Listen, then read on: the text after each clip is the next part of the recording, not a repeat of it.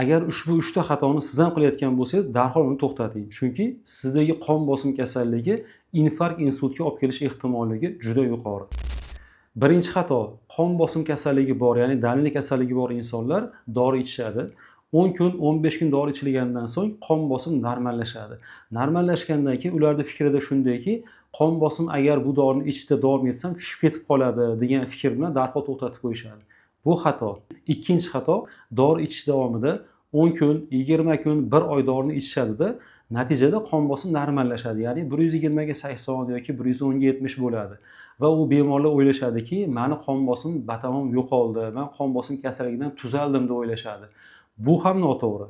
Uchinchi xato shundan iboratki, shifokorga murojaat qilmasdan dorilarni ko'chadagi dugoni, oshna-og'aynini maslahati bilan dori ichishadi.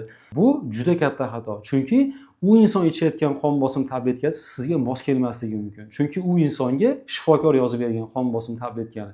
Bu uchala xatoni umuman takrorlamang. Agar sizda qon bosim kasalligi bo'lsa, darhol shifokorga, ya'ni kardiolog mutaxassisga murojaat qiling.